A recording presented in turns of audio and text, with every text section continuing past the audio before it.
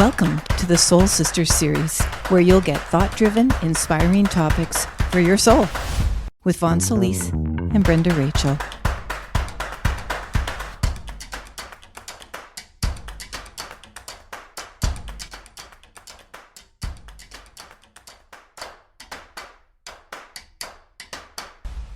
So welcome again to Soul Sisters, another surprise episode, and we have a couple more coming your way. I'm Vaughn. I'm Brenda. And together, we are the Soul Sisters.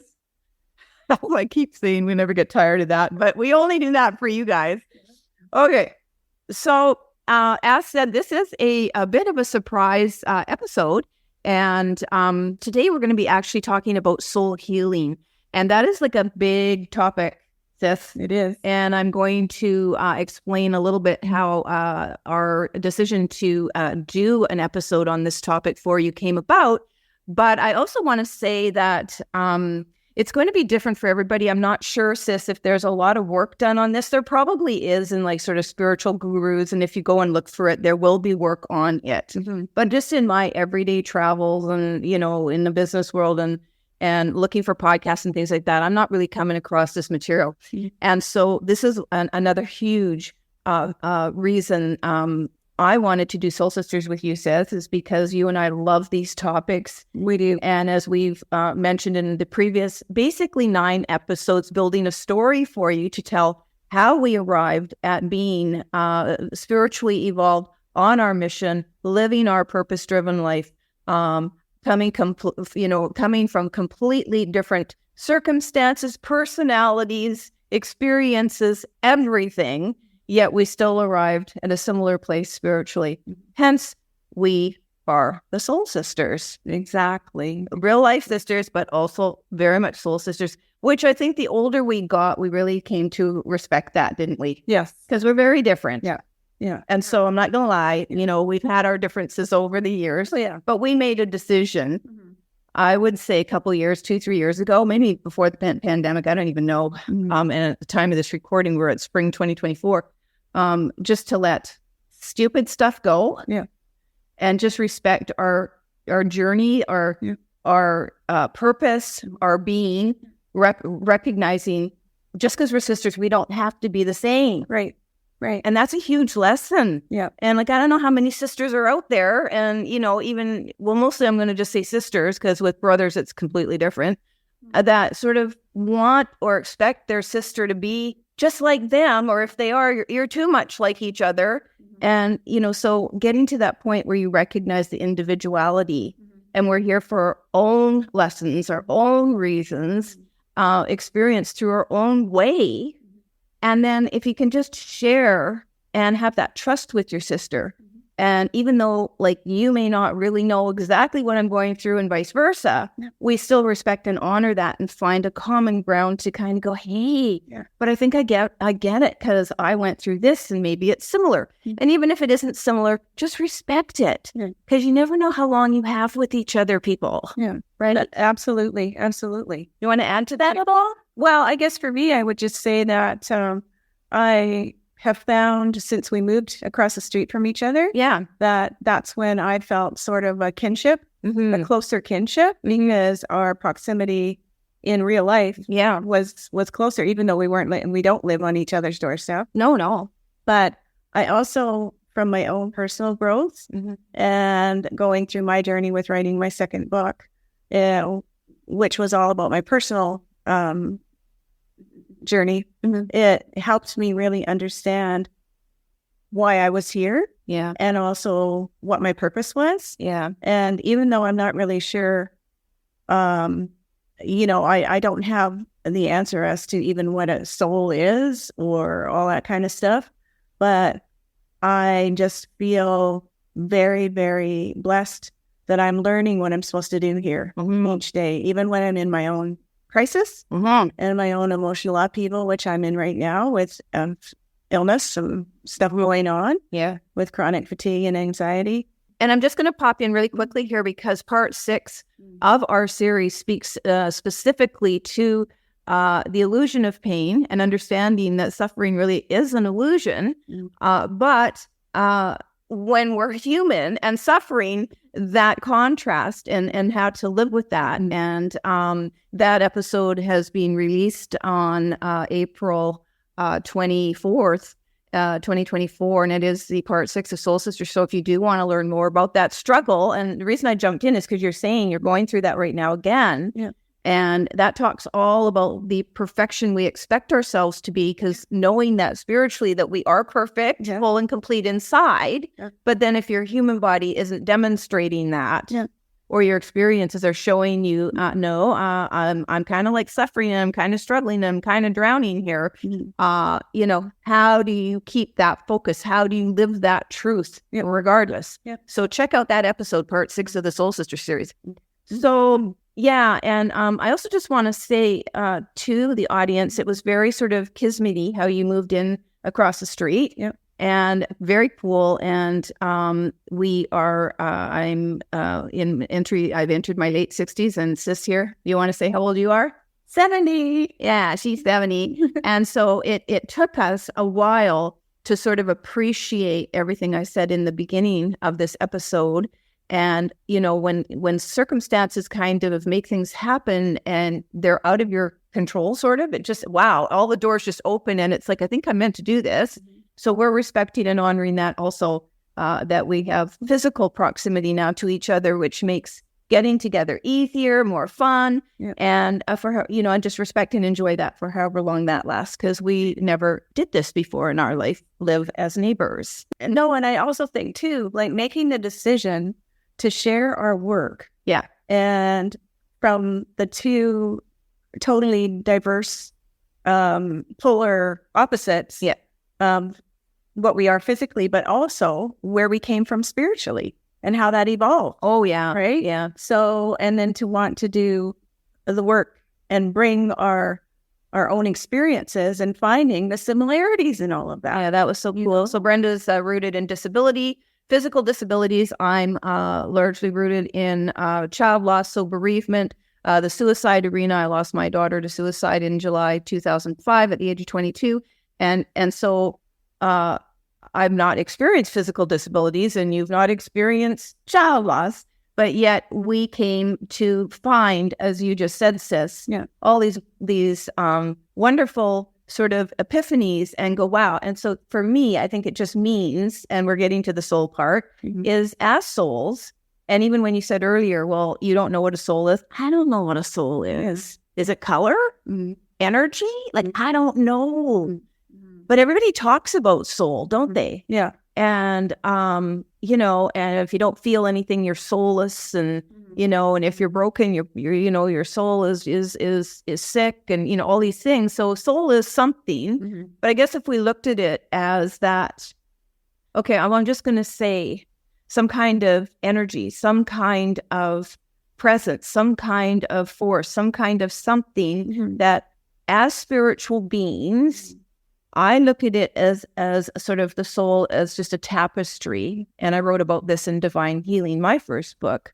It came to me as a tapestry, and that each incarnation was just sort of a little tiny patch of it until it kept getting bigger and bigger and bigger. And, and it builds this picture towards what I don't know, but I've come to understand it in the spiritual sense in my practice, my personal practice, that each incarnation I've chosen to learn more and more lessons to perfect the experience on earth.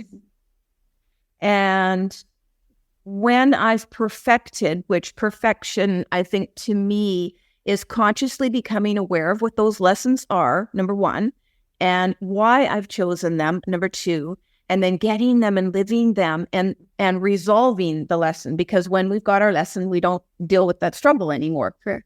And I would wager all lessons come through some kind of struggle, would you say?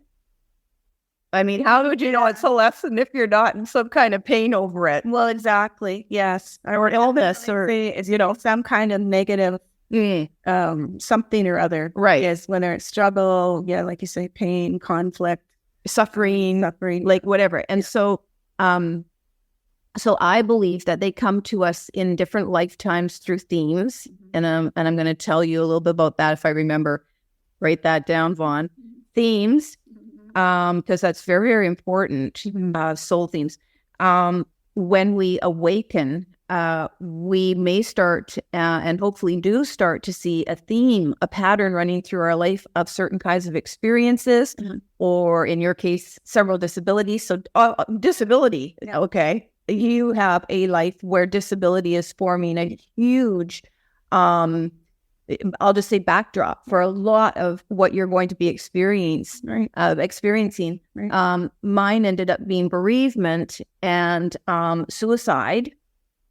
And so while the child loss thing, thankfully, is not reoccurring, I hope I've only had to experience once and nothing ever happens to my surviving child, my son.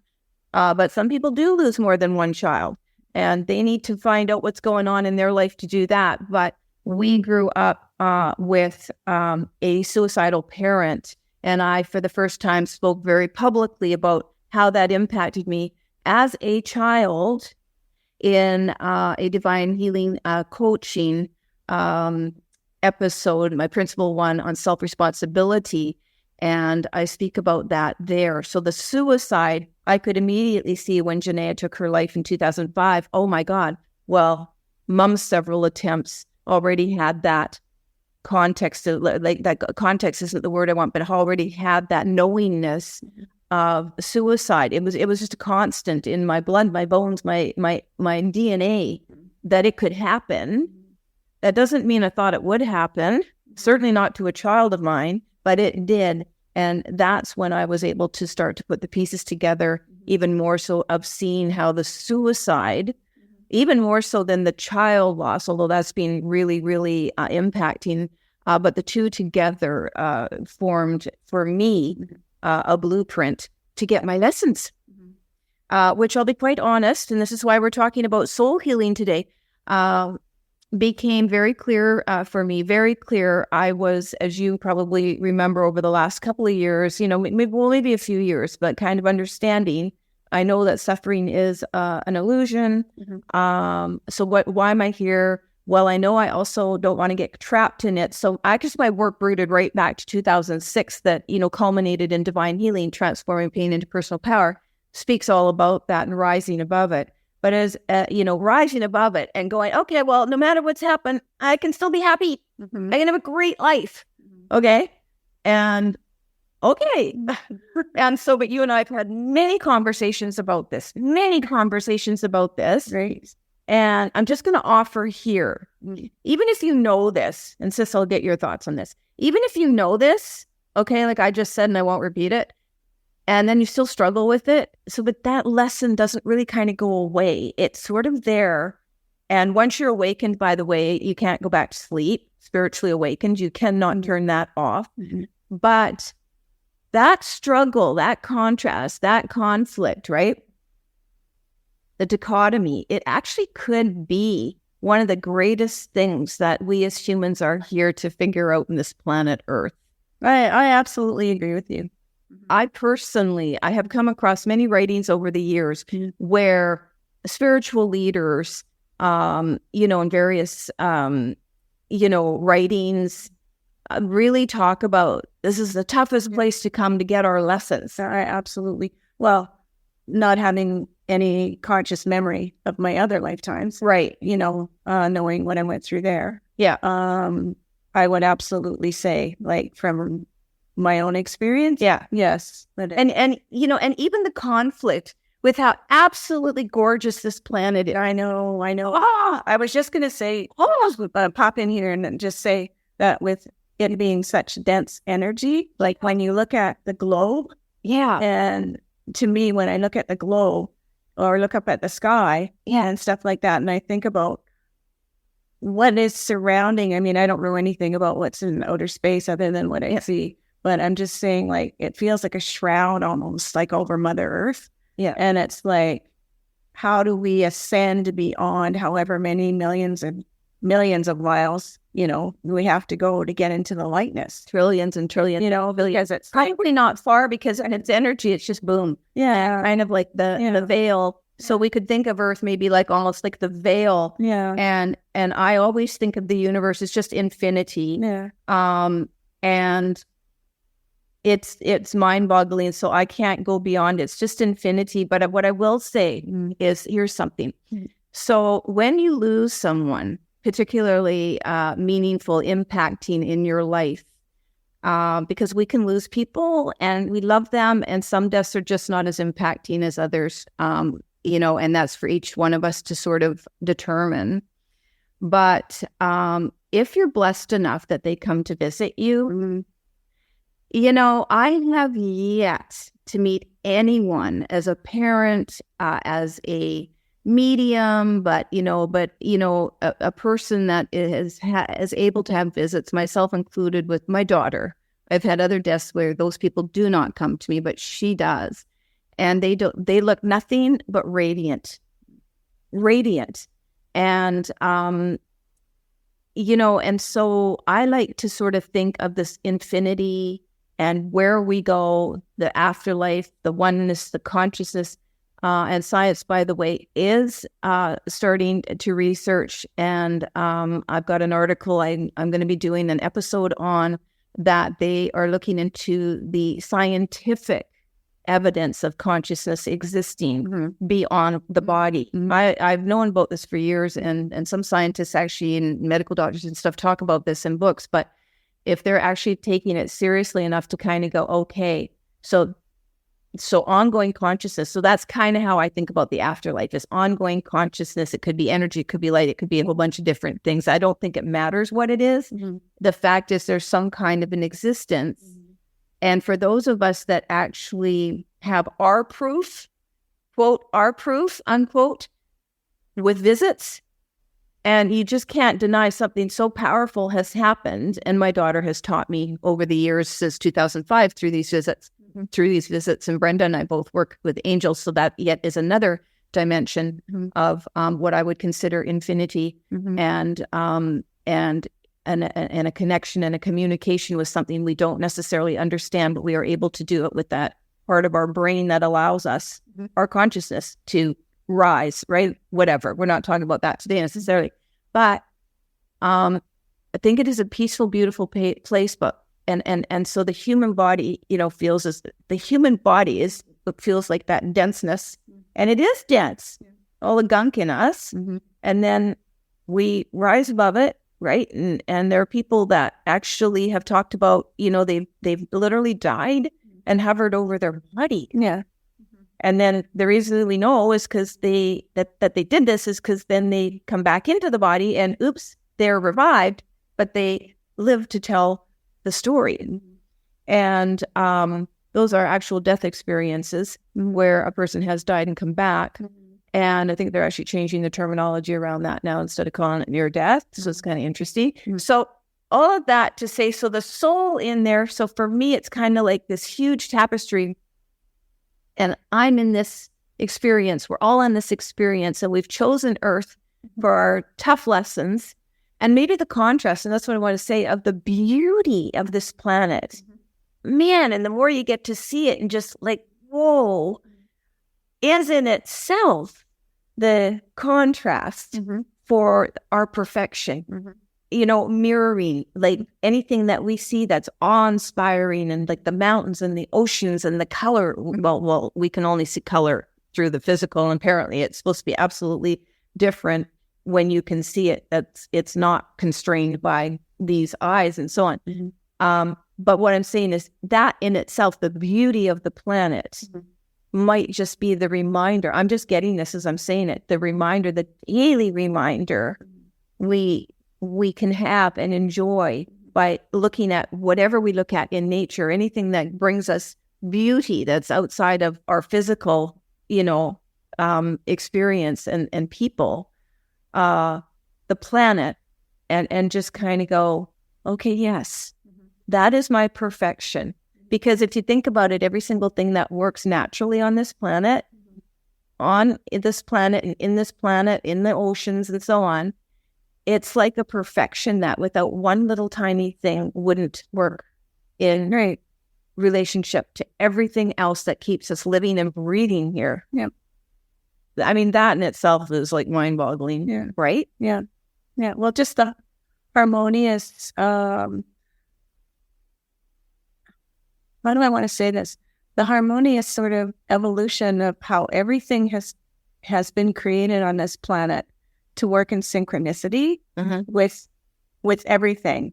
How I kind of see the soul take a computer and whatever makes it work, motherboard of a computer. Yeah. And everything, when it's in perfect harmony, runs the computer. And everything is smooth.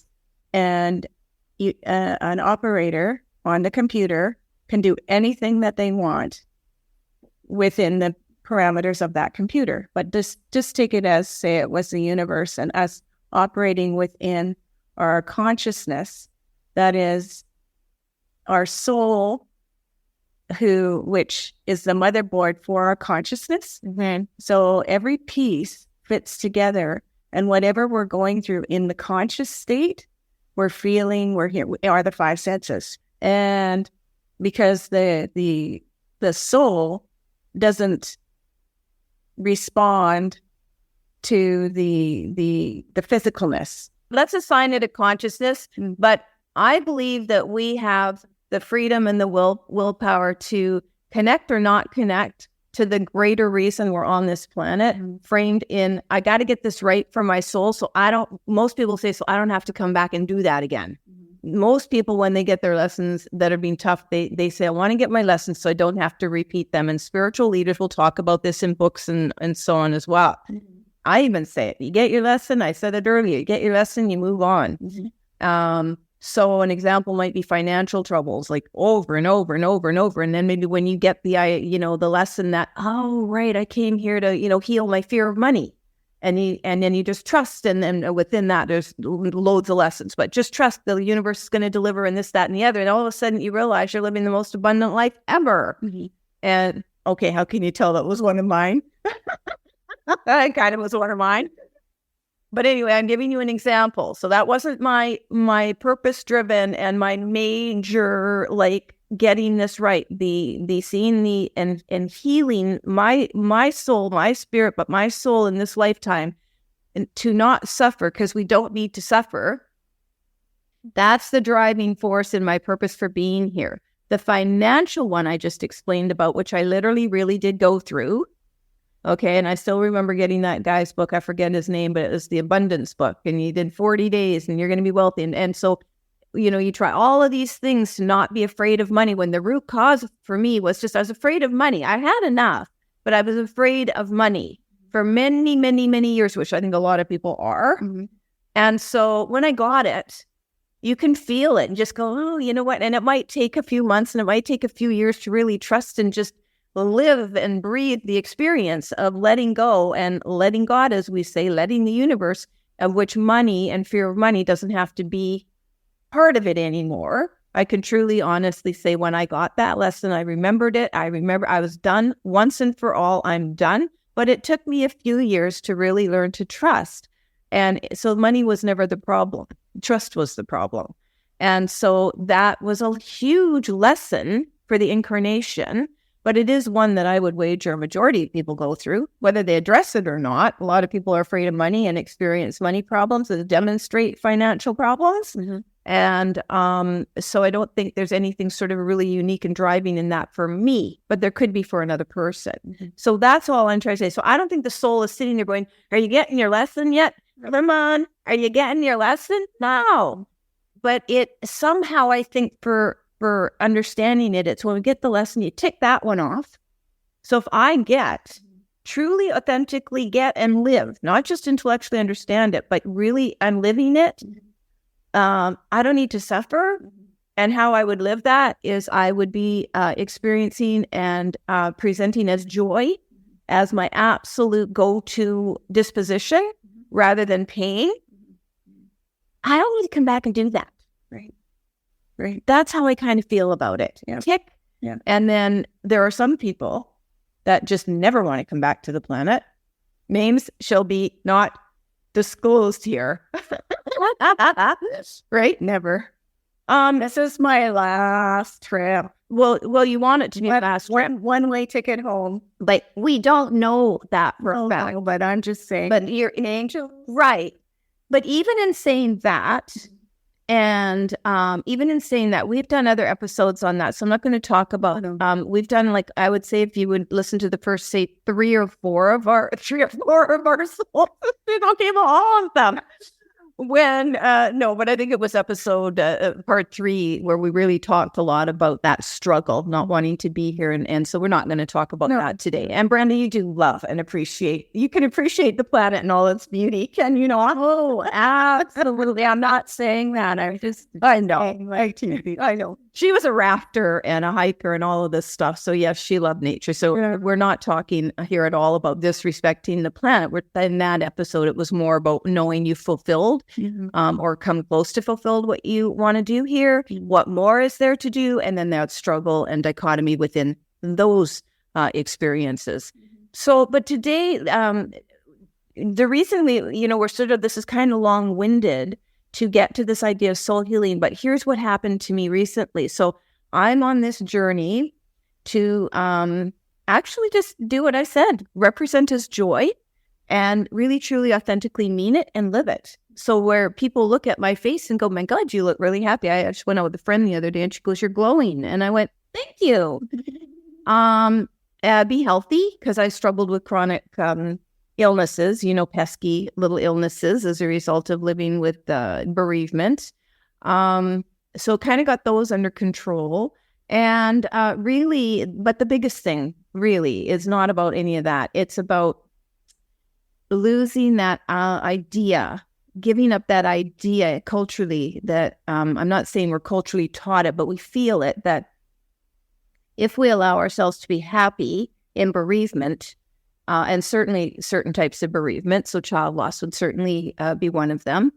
It could be partner loss from a suicide. And, I've actually had a couple of widows on it said, they just felt like they could never get married again and move on, etc. But I can only speak to mine. So in child loss, and it would be more that if I allow myself to be happy, perhaps I didn't love my daughter enough or miss my daughter enough, because that pain, and you'll see this, grief is the, I can't remember what they say, but grief is the, amount of love that we had. So the more you love that person, the more you're going to grieve and suffer because they're now gone.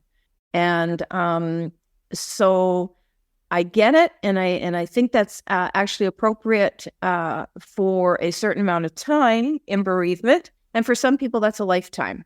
For me, I didn't want it to be a lifetime. So anyway, just cut to today.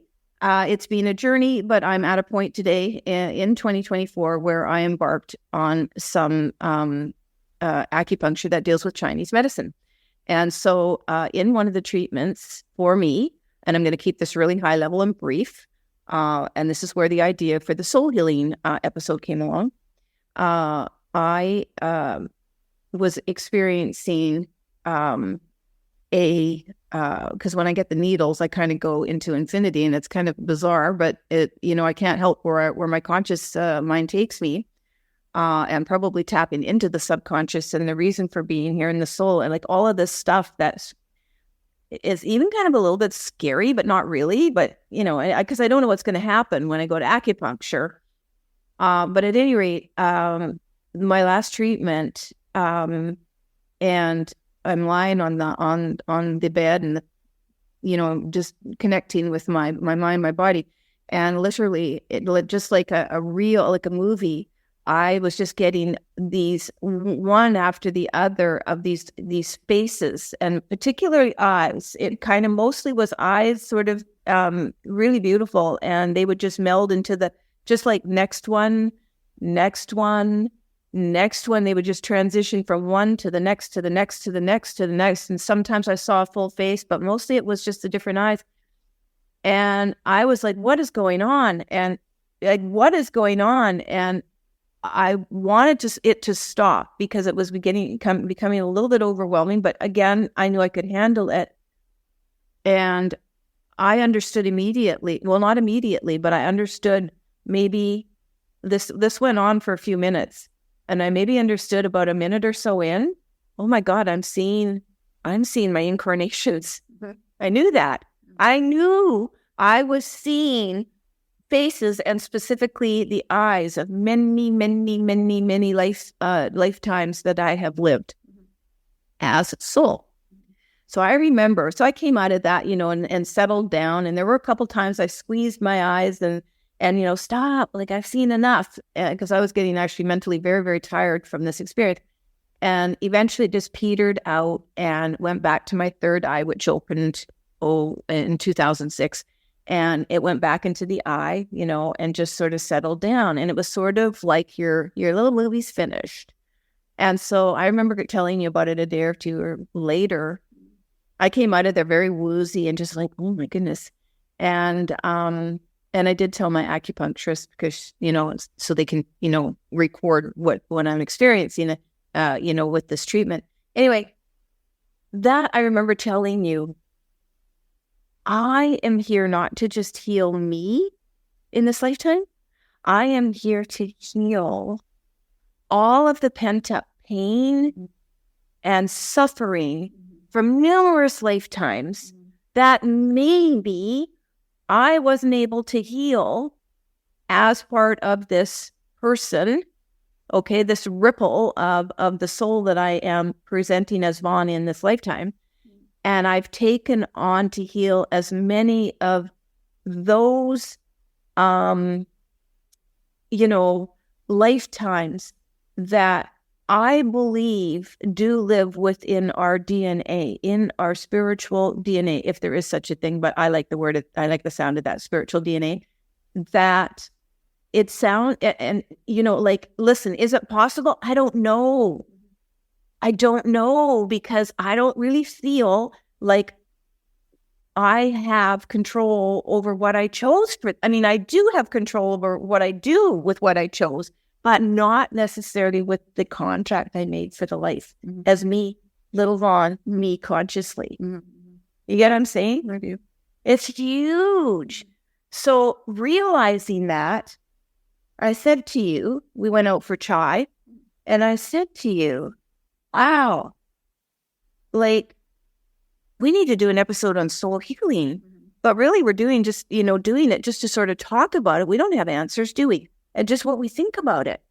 But is it possible that we could heal the pain and suffering of many lifetimes?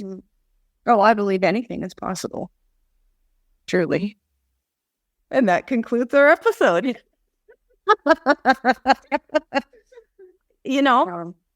Anyway, I guess what it left me with is it's enough to kind of just take on the task, I'll say, of getting as much as you can for this lifetime, let alone piling on stuff from other lifetimes. So we're not going to talk about that. We're just going to talk about what we can do for this lifetime that we may feel we have a little bit more ability to manage and get lessons and, and sort of think about soul just related to this one lifetime. What are your thoughts on just soul healing just for this one incarnation? How important is it to you personally? And are you aware of it? And if you were aware of it, how did you sort of connect this lifetime to soul healing? I didn't. So this was when you brought it up. Yeah. Like, it was like, okay, that's a good topic. Yeah. So off the top of your head. So for me, I guess, like what I was trying to say or do an analogy, the angels were, for me, the soul holds every single incarnation I've ever manifested. Right. And holds everything I'd ever done, thought, whatever it was, whether I was here as not here, but wherever I was. So it's like how it was. That's a container. It's like a container, and it holds every way I chose to be a being. And every incarnation, whether it was on Earth or it was somewhere else. I'm not talking just about Earth. No, I know, but I'm talking anyway. Maybe I should. well, Maybe I shouldn't just talk about Earth. let's just talk about Earth. Talk about Earth because I believe it holds absolutely everything I've ever lived as. And I'll just jump in real quickly because if you're wondering why we're saying let's just talk about Earth, is because I have certainly been around spiritual teachers and in training and stuff for mediumship and things like that, where leaders in this industry do talk about this isn't the only place we can come to. Yeah. Okay, and so add that in. It's like I think there are other galaxies and all that, but let's for the sake of what I understand consciously. So anyway, my soul holds everything that I've ever been, done, whatever, holds all of that right somewhere deep inside of me. And so when we talk about soul healing, not only is it a very, very huge topic to talk about, but even to comprehend. I know. It's because I think that it takes a great deal of understanding, and I don't understand. All I can say is I think it's this core essence of me that holds everything I've ever been, so here's a question for you, because when you were saying that, I'm kind of thinking, and by the way, there's no comparisons on incarnations. It's like you have your lessons, I have my lessons, you all have your lessons, whoever's watching this or listening to this. None, we respect it, whatever. But I think for me, awakening to that a couple weeks ago, it was like really big. Yeah, as soon as he said, what a great topic, soul healing, for us to talk about. And I went, yeah, it is. And then I went, well, I understand about healing, but I don't know anything really about the soul. And so like that I want to come across that I'm sort of like not an expert, but that I didn't have any knowledge because I really don't. I've never either do I. I've never really talked with anybody about what the soul is. I can only say what I believe in my conscious mind that it is. So it's this vessel, or this part of me, this inner workings inside of me that holds everything that I've ever been, done, seen, whatever. Yeah. And to heal it at this time, on this planet, my consciousness absolutely accepts that this is a possibility, but I think that it takes a great deal of understanding the issues that I want to heal, that I feel really need to be healed, or that don't have haven't just been a part of teaching me something when they happened to show me the bigger picture. You know what I'm saying? That something actually needs to be healed, as opposed to something that was a teaching tool. Okay. So there's a vast difference between healing and just having a learning experience. The biggest issue that I'm having that I would love to heal within my soul is why I keep creating situations of ill health. Okay. And I already understand the ramifications of ill health and been there, done that numerous times. Why again, with all of this knowledge, this spiritual awareness and an intrinsic belief system that I live by, is this happening all over again? So first of all, getting mad with myself that I had once again created ill health. And when I say ill health, it's not I'm deathly sick or anything like that. Yeah. It's just with chronic fatigue and anxiety, the two together are just one feeds the other. And because one is brain and one's body. And so we were talking about this the other day, right? Like with their mind and our body and how they're absolutely correlated. And then I keep saying to myself, beating myself up and saying, what lesson haven't I learned? And so maybe it's not about any kind of a lesson, because I keep looking for all of the lessons that I still need to, I need to open a book and go to page 55. And on this page, deal with how you coped with this in 1996 or whatever. You know what I'm saying? Here's a question for you then. Why do you still think that you have lessons? Because maybe we do reach a point in our incarnation and our knowledge and our wisdom where we've gotten them all. And maybe I did. And that's why I awakened to this huge, what do I call it? It's more than a task, contract. So I'm going to say two things. So maybe you don't need to look for the lessons, because maybe what you've done and how it all has culminated for you, because you're living by and large, I think, are you living comfortably? And oh yeah. So to look for the lessons. I'd say it's not that. It's, I think for me, what I'm trying to get at is that I feel that I failed spiritually. Oh, and so that there's something that I'm missing right in the puzzle. Well, maybe you are. Maybe you are. Yeah. If you're feeling it, you're feeling it. Yeah. And so I want to come back. I want to circle back to that. So if you're feeling it, you're feeling it. So scratch that. Maybe you're going to come into a higher awakening, like I just did. And here's what I just got writing it down.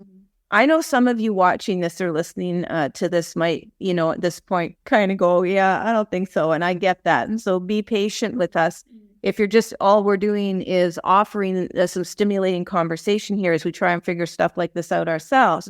But it came to me, they gave me a message, whether it was the angels or my daughter, as you were talking, and just said, my healing that I am going to experience, right? Because there's a part 2 to this story, is going to heal it for all the incarnations. I don't need to do any more. It's like a one shot deal. And I just feel like with that, yes.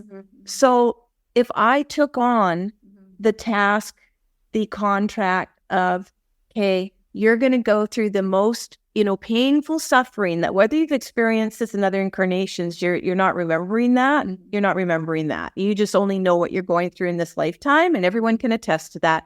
When we come to this planet, and when we even, come into a spiritual awakening, we don't remember everything else, which is why a lot of people go to past life regression and try and tie, well, I was this, and that's why I'm experiencing this. And I think those connections are really, can be really, really helpful. This is something completely different.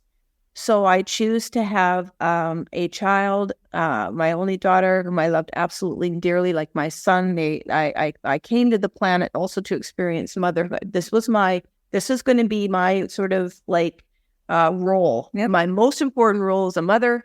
I love my children. Just love them. And all you mums out there that feel the same, you get what I'm saying. You die for them. And then lose one or more. But in my case, one, and poof, the world explodes. And like, what the hell just happened and why? So speaking to did I get all my lessons? But at the same time, so years later, almost 19 years later, this is I'm going through transformation. And as fate would have it, I'm embarking on an extended trip to Southeast Asia in December. Never thought I would go there again. And it's like a pulley pulling me along, and I've got to go. Okay. And some of the places I'll be traveling have a huge respect and honor many different religions, Buddhism, Muslim, Christian, and where else? Anyway, some and a few others, but the main religions. And so I have no idea what I'm going to be embarking on that trip. I just know, and I've been saying, I just have to go. Yep, I have to go, and I'm not. Well, my husband's going with me, and I have no idea quite when we're coming back. We don't quite have a ticket home yet, but we're leaving in December, early December, and I really feel that is connected to this epiphany of this massive healing.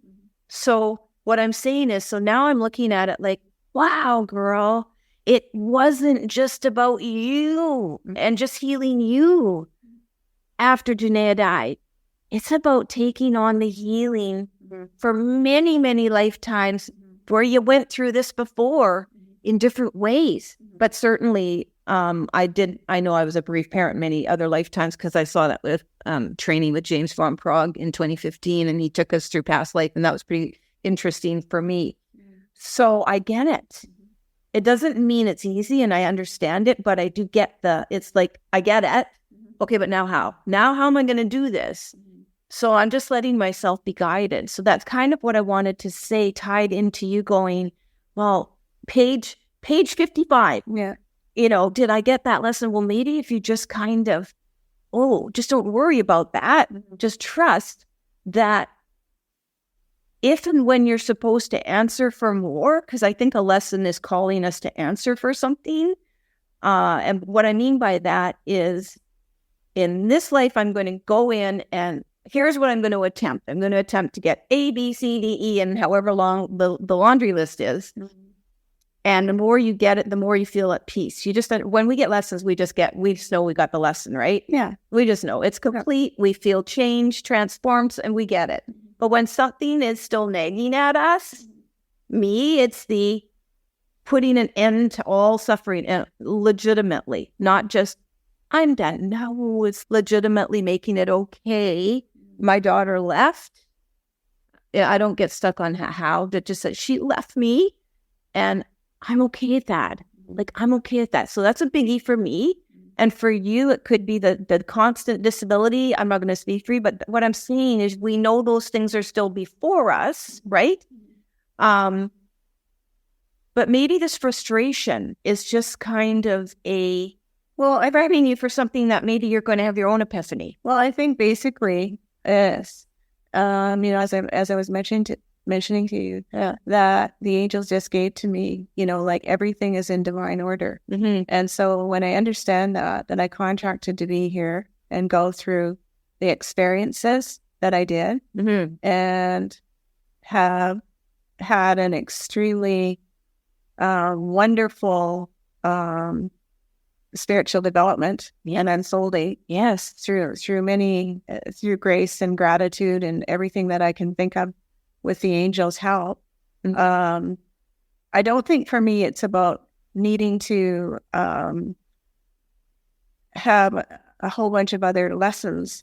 I think it's more of accepting where I'm at, and just saying that you don't, because I have felt, I guess, through everything, all the gifts I've been given and wanting to help people, yes, that there's something going through this, that I'm supposed to be learning something else to give a gift to other people. And maybe it's just accepting that I'm where I'm at and everything is in divine order, and I don't need to be looking for the next thing I need to do for others, and just be consciously in a place of gratitude that I'm just at peace where I'm at, instead of like, okay, well, maybe I'll get some other wisdom or knowledge or tidbit that I need to share in some other way out there with other people and stuff like that. So, and that, folks, right there is getting a lesson. Yeah. Right. As you're talking. And sometimes we get the lesson just talking. The other thing I just want to briefly say, so I want to say about lessons is when we're struggling. So for me, it could feel, I struggled with a pretty big lesson for many, many, many years that my sister helped me with. And I won't publicly speak about it. But when I finally get it, and it has to do with other people, you can't change other people. You can only change what you are wanting to experience inside. Yeah. But the important thing to get when you feel like it's a losing battle, you've heard it, it's a losing battle. Okay. When you feel like there's just something like what you're saying. So living with this chronic fatigue is, anything remnants of the fibro. I had another issue like that where I was at my wit's end, and I had done everything. What am I not getting? What am I not getting? What am I not getting? It became more about you're getting everything you need to for you. But the critical piece for me in that situation is because you can't change other people. So if you're living in a situation where lessons have to do with another person or people, and they're not getting it for them, then, you know, and you and I've talked about this as well. So just speaking very generally, then you have to really understand, well, why you're staying in the situation. Mm-hmm. And if you do have if you do have the means to make a choice to not stay in a situation, and you're choosing to stay, know your reasons why, and understand you've done enough for you. So I think what I'm really trying to say is, and you can use that as an analogy still for a disability, and not being able to do, you can't make fibro go away. Right. You can't change another person. Right. So understanding and accepting, well, these are all the reasons this relationship needs to be saved or nurtured, and I've done all I can. So in order to be in this relationship or be in these relationships or be in this situation or live with this disability, it's out of my hands. I will then, it becomes really more a change of consciousness and how we're going to approach it, how we're going to live with it, understanding why we're making those decisions. Again, if it's something that you can change, but you are choosing not to, why you're choosing not to. And in the case of something like disability, illness, where you simply just have to accept it. Yeah. And then understand that it's okay. It's okay that it's that way. Yeah. I will let you speak more a little bit to that. We're getting to the top of the hour, and we're not going to go on and on and on about this. But no, I think what I want to say, I just want to throw in is that I guess basically I felt like I'm a spiritual failure because I'm once again in a disability. And so I'm beating myself up because I feel like I missed something. Yeah. And then I go, but look at all the beautiful gifts that you've been given through your disabilities, and you know, all the work, the beautiful work that you've been able to share with others. And so, like I said, it's a conflict within myself that I should be doing something and promoting something inspirational out there, that as a lesson, as a learning tool, like having me have my disability, that I will be given some kind of gift that I can share with others. And I'm just saying that it's just, I just feel like it's just kind of a no-win situation right now, because I don't feel there's very much of me to give to other people and to be doing things. Basically, the bottom line was I was given. The angels very succinctly just said everything is in divine order. And I know, because I choose to believe that I consciously create everything that happens in my life.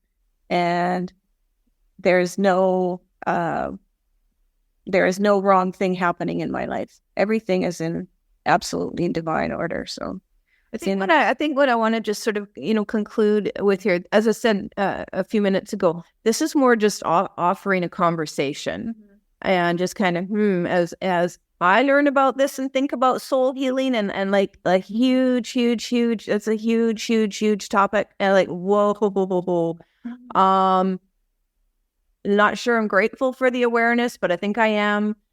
And just like you're sort of kind of in this situation where something's niggling at you, gnawing at you, kind of, is there more? What am I missing? What am I missing? I would say that, look, I'm going to do the best I can with the knowledge I have at any given point in this incarnation. Yeah. And I'm going to be okay with that, because like we've said many times, we're just in a human body. Yeah. And, like, I don't even think our brains, well, they say they don't work at, more than a fraction of our capacity. Yeah. And I actually read many years ago, that one of the reasons that we, sort of can't have more knowledge is because we wouldn't be able to handle it. Yeah.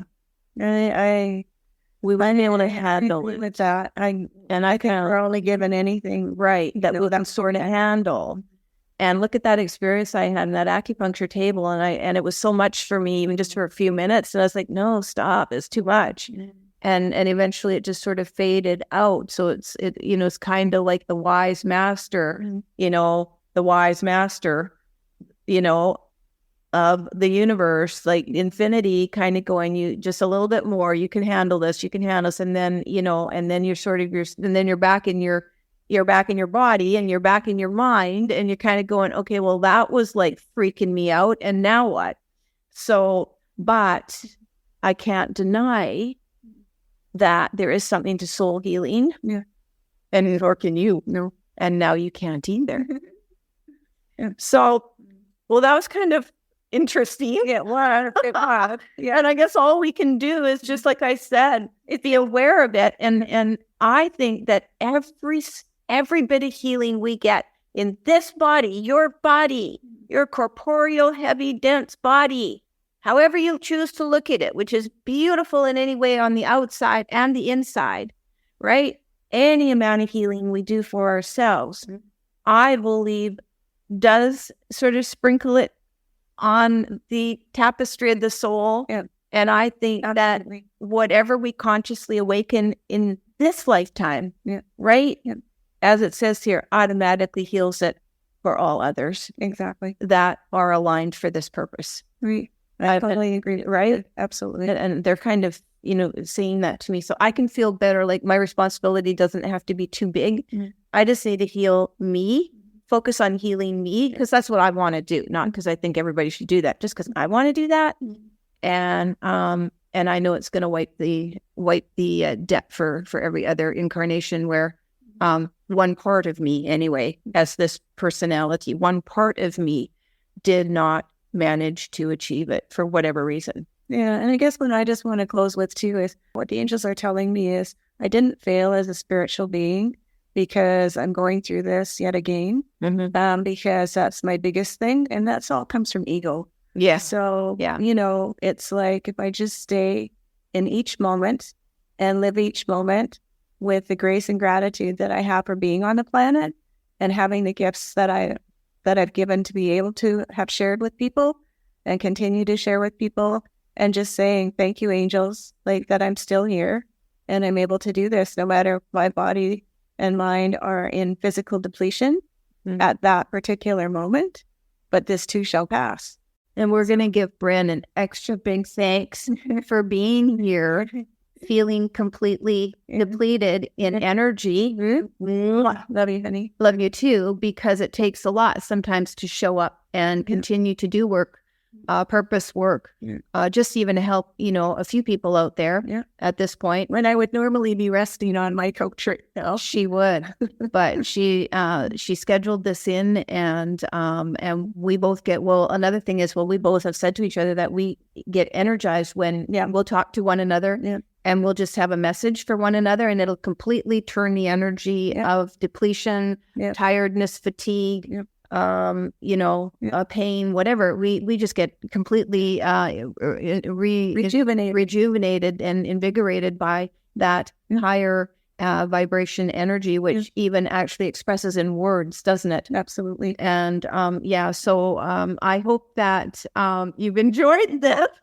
I'm going to be editing this and going back and going, we said that, interesting, but we'll throw it out there in mostly its complete format, because I believe these words are meant to reach certain people. I do too. And we're with you. Yeah. And so for anybody watching again or listening to this and you want to connect, I have a means for you to connect on my website through a newsletter. Anybody feels that you want to email me, go ahead, Vaughn@VaughnSolis.com. And you have your beautiful website filled with so many inspirational quotes. Humanity with heart. Humanity with heart. We'll have links below to our websites where you can be directed to all the resources that we offer, our books. And of course, stay tuned for more interesting episodes, because we decided not to stop at 9. We sure did. We liked it so much. And I was like, do we want to continue now? We do. That's why? Because we get really energized. Right? Look at us. I have to look on a face now for when I get for the face. Look at that cute little face. Anyway, thanks for watching. Thanks for listening. Together, we are the Soul Sisters. Love you, Seth. Love you too. See you next time. Bye.